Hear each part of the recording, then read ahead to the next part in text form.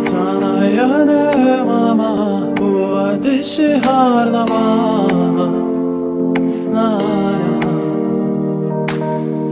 Dizinin dibi çok güzel yer ama yaşayamam ben orada.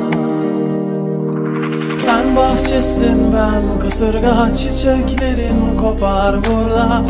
Yapma Nalan, ben karşının taksisiyim, ömrünün hayaksisi. Olmaz Nalan. Bak ben yara gibiyim, gönlümde bir yara gibiyim Nalan. Sal beni gideyim, ömrümde bir karamelim Nalan.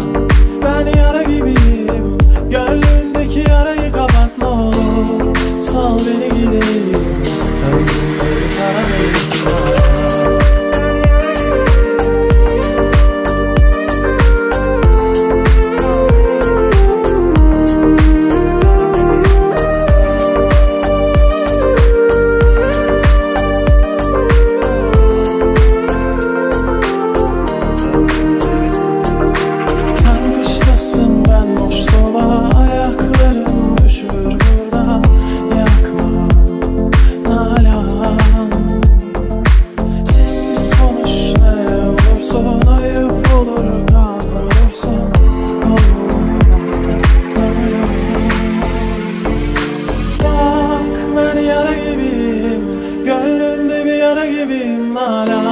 Sal beni gideyim, ömründe bir karamelim Nalan.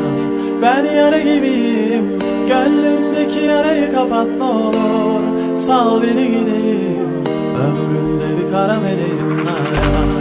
Ben yara gibiyim, gönlümde bir yara gibiyim Nalan. Sal beni gideyim, ömründe bir karamelim